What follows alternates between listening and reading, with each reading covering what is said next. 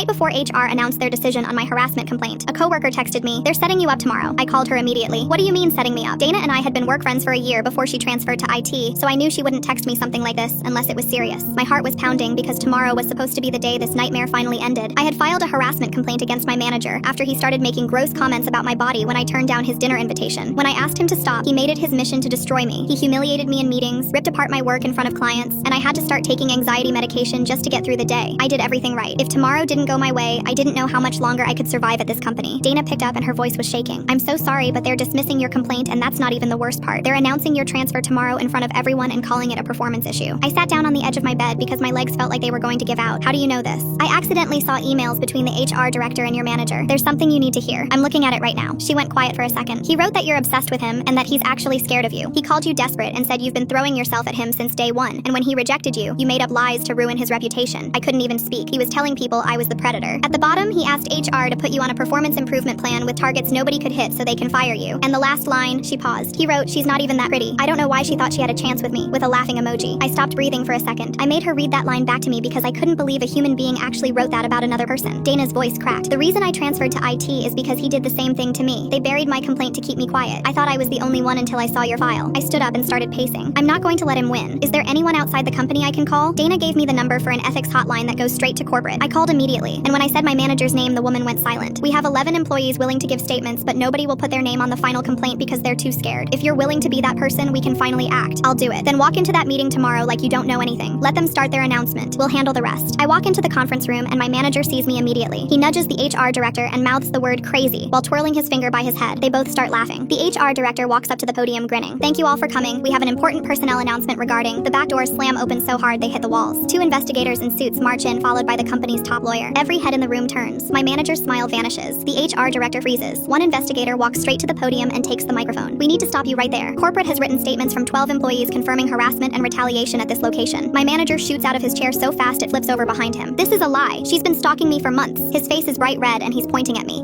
Someone tell them she's crazy." He looks around the room desperate for backup, but every single person looks down at their hands. Complete silence. Not one person says a word. The investigator steps toward him. "Sir, sit down." He backs away from her. No, this isn't happening. You don't know what she's like." He makes a run for the side door, but the other investigator grabs him by the collar and throws him back into a chair. "Move again and we call the police." My manager is shaking now. The lawyer walks over and stands directly over him, so he has to look up at her like a child. "You are terminated effective immediately. Security is waiting outside. You will not speak to anyone on your way out. I'll sue every single one of you." Security grabbed both his arms and dragged him out. I found out later he was also under criminal investigation for what he did to Dana.